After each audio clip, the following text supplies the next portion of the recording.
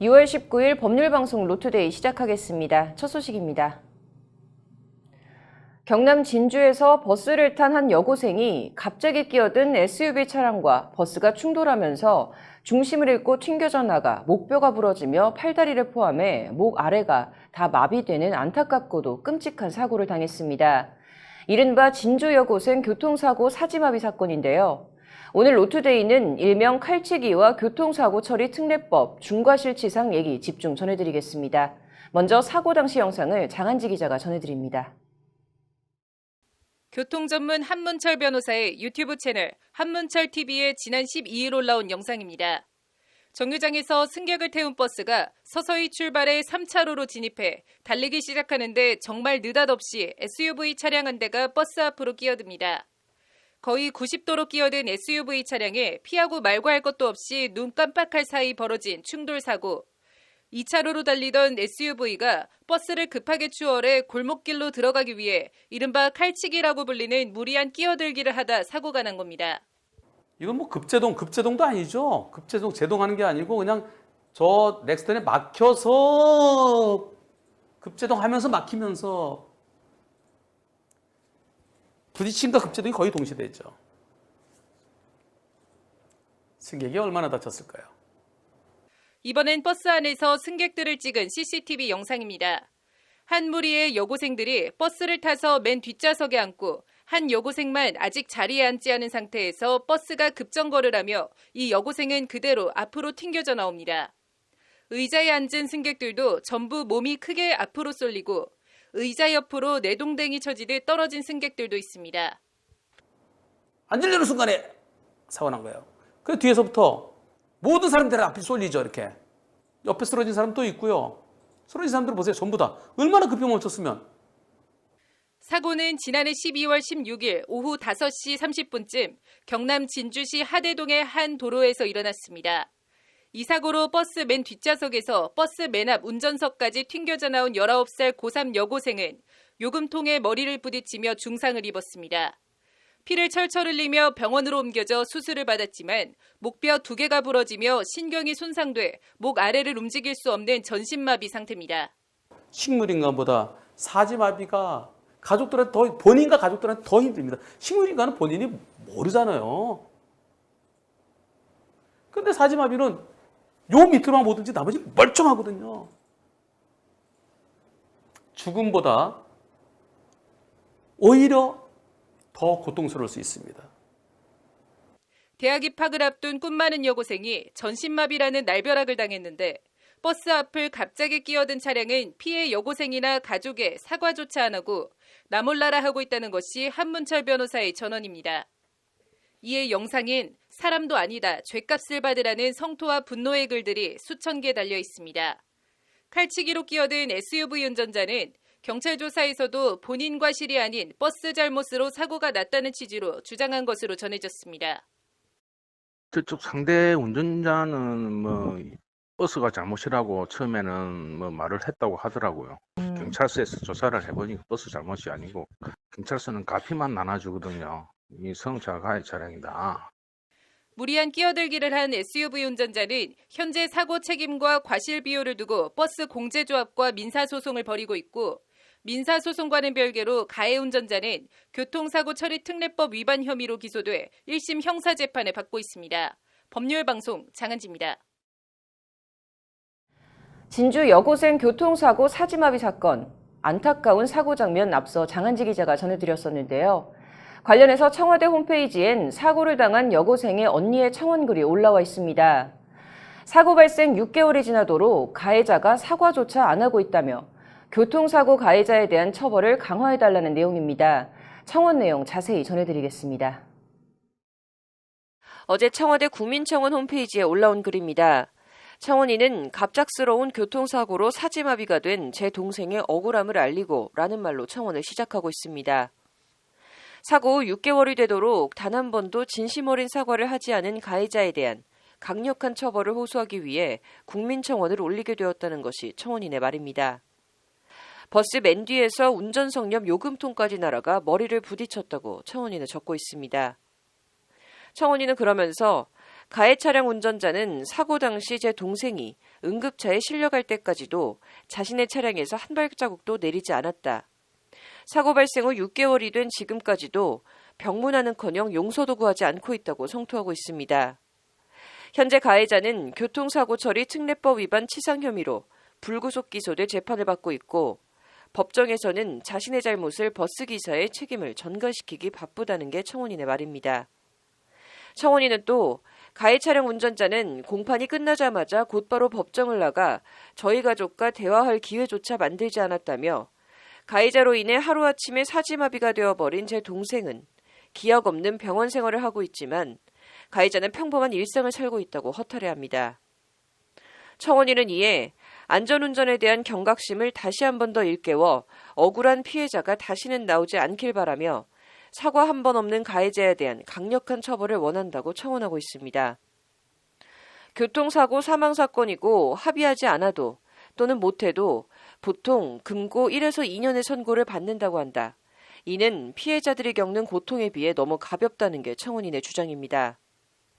청원인은 이번 국민청원을 통해 큰 사고를 유발한 가해자가 엄중한 처벌을 받을 수 있도록 법이 강화되었으면 한다고 교통사고 처리 특례법상 중대사고에 대한 처벌 강화를 거듭 촉구하고 있습니다.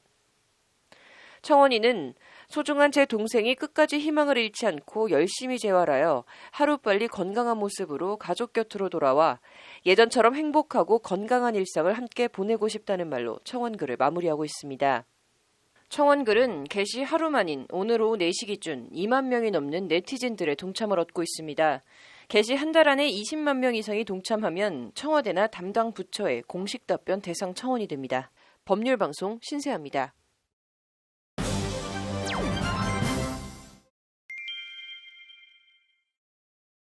진주 여고생 교통사고 사지 마비 사건 관련해서 이혜영 변호사의 뉴스와법에서 더 자세히 얘기해 보도록 하겠습니다. 이 변호사님 어서 오십시오. 네, 안녕하세요.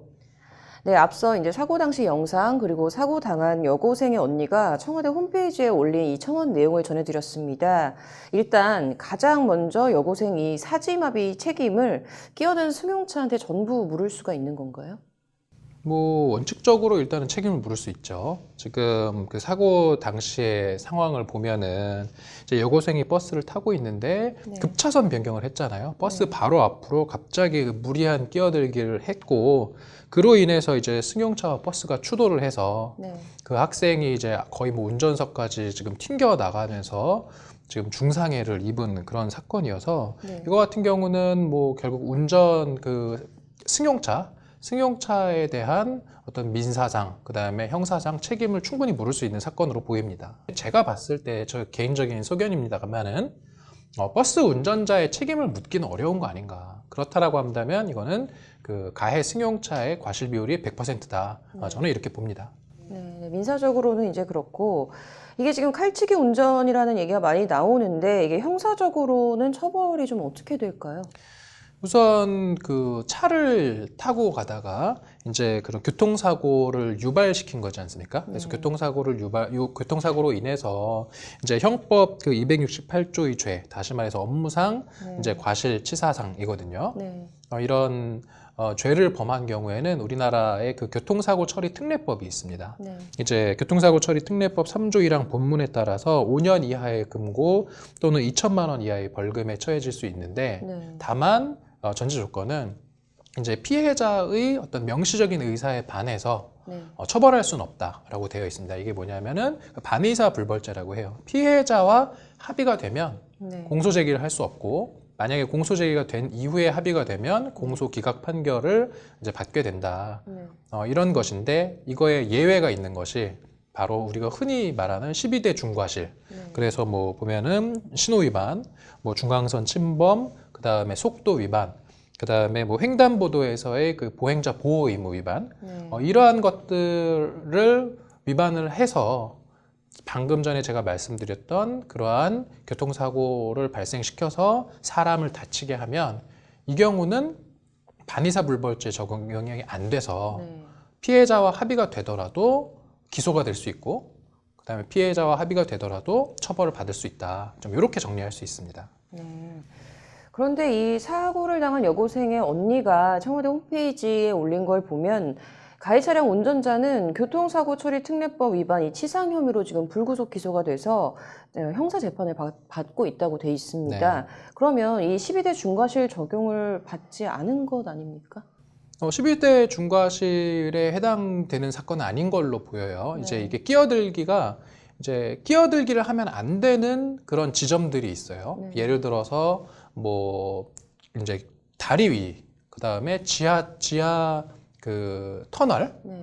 이런 곳들은 아예 보면은 이제 운전하셔서 아시겠지만 네. 실선으로 돼 있지 않습니까? 네. 그렇게 실선 구간에서는 끼어들기를 아예 못해서 네. 이런 경우에서 만약에 끼어들다가 사고가 나면은 이건 12대 중과실이 맞는데 네. 이제 지금 이 사건 같은 경우는 그런 것은 아닌 것으로 보여요. 끼어들기를 할 수 있는 구간에서 네. 무리한 끼어들기, 이거 속칭 칼치기라고 하는데 네. 이런 칼치기로 끼어들기를 통해서 이제 교통사고를 발생시킨 경우는 안타깝게도 12대 중과실에는 해당이 되지 않아서 이제 피해자와 합의가 되면 이제 기소가 되지 않는 사건인데요. 근데 이 사건 같은 경우는 기소가 됐지 않습니까, 지금? 네. 합의가 안 돼서 기소가 된 그런 측면도 있고 합의가 됐다 하더라도 기소할 수 있는 사건이에요. 왜냐하면은 네. 이제 교통사고 처리 특례법 그 4조에 보면 보험가입의 특례 조항이라는 게 있는데 네. 이게 뭐냐면은 이제 우리가 흔히 알고 있는 제가 방금 설명드렸던 그 12대 중과실에 해당하지 않으면 네. 이제 피해자와 합의되면은 반의사 불벌죄이기 때문에 네. 기소되지 않는다라는 게 맞는데 네. 그 예외가 뭐냐면은 이런 교통사고로 인해서 피해자가 신체 상해로 인해서 생명이 위협에 처한다든지 네. 아니면은 뭐 불구 또는 난치병에 걸리는, 다시 말해서 대단히 많이 다치는 중상해의 네. 그런 결과를 초래하는 경우에는 네. 반의사 불벌죄 적용이 배제가 돼요. 네. 그래서 합의가 되었다 하더라도 얼마든지 기소가 될 수 있는 사건입니다. 지금 이 사건이 딱 그런 사건이죠. 네. 그렇다면은 갑자기 이제 끼어들어서 결과적으로 굉장히 앞날이 창창했던 여고생이 사지마비가 된 거지 않습니까? 이제 네. 그런데 좀 이거 법적으로 어떻게 할 수가 없는 상황인 건가요? 좀 어떻게 보시나요? 뭐 조금 조심스러운 예상이기는 합니다만 네. 지금 피해 여학생이 너무 많이 다쳐서 네. 지금 합의가 되더라도 아마 처벌은 받을 것 같아요. 네. 그런데 문제는 그 처벌의 형량이 좀 너무 낮은 게 오히려 문제인 것 같습니다. 지금 보면은 이제 5년 이하의 금고, 또 2천만 원 이하의 벌금이거든요. 네. 그리고 뭐 제가 이 운전자에 대해서 뭐 지금 다른 정보는 없기 때문에 네. 예를 들어서 그 이전에도 이런 유사한 사고를 많이 발생시켜서 처벌받은 전력, 동종 전력이 있다고 한다면은 처벌이 더 높아지겠지만 초범이라고 한다면 네. 초범이고 그다음에 뭐 피해자와 합의도 됐다라고 하면은 처벌은 실제로 그렇게 크진 않을 수도 있다. 좀 이런 상황이어서 어찌 보면은 이 피해자에게 끼친 크나큰 그런 피해에 비해서 네. 의외로 처벌은 뭐 벌금형 내지는 뭐 1, 2년 정도의 네. 그런 이제 금고형의 네. 집행유예도 가능한 상황이라고 좀 말씀드릴 수 있습니다. 네. 일단은 지금 이 피해 여고생 언니는 지금 처벌이 굉장히 약한 것 아니냐라는 지금 그렇죠. 문제를 계속 제기를 하고 있습니다. 좀 이거 어떻게 보시나요? 강화해야 된다고 보시나요? 저는 좀 그럴 필요는 있는 것 같아요. 그러니까 이제 처벌이 강하면 네. 어떤 의미가 있냐면 피고인 입장에서는 내가 합의를 안 하는 경우에 네. 처벌을 받을 것이 당연히 예상되는데 네. 내가 합의를 안 했을 때 예를 들어서 한 1, 2년 정도라고 하면 집행유예가 얼마든지 나올 수 있고 실제로 저는 집행유예 가능성이 높다고 보거든요. 네. 왜냐하면 판사는 피해자도 보지만 피고인의 어떤 그런 상황도 같이 들여다봐요. 그래서 네. 우리나라 여러 가지 그런 판결들이 보면은 네티즌들이나 이런 분들이 분노하는 판결들이 나오는 이유가 판사는 이 피해자만 보는 게 아니라 피고인의 어떤 그런 범죄를 저지를 구체적인 상황을 보거든요. 네.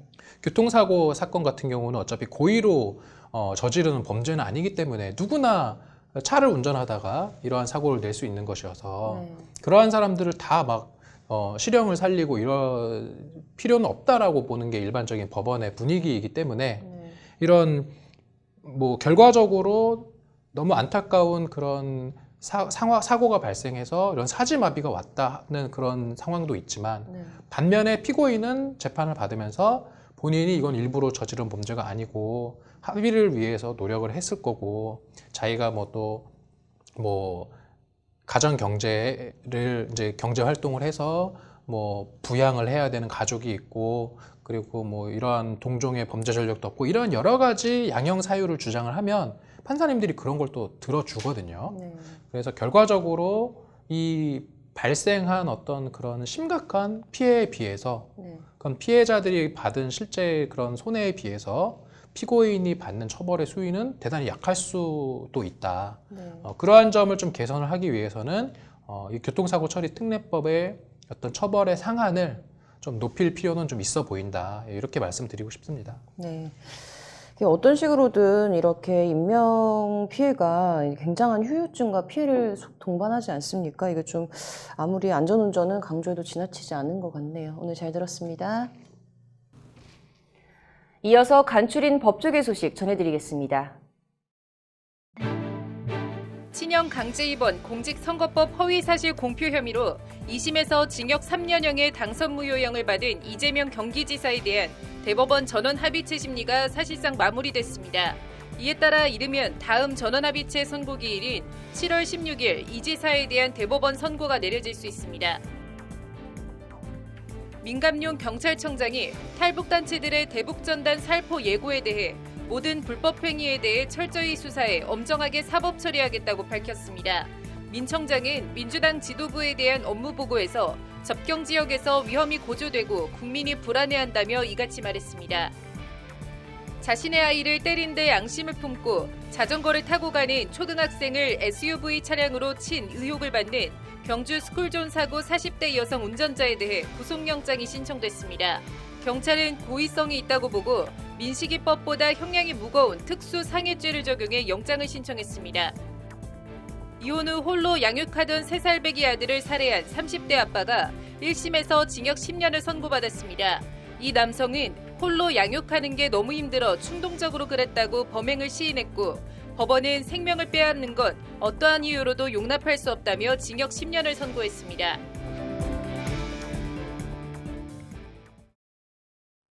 오늘 준비한 소식은 여기까지입니다. 시청해주신 여러분 고맙습니다.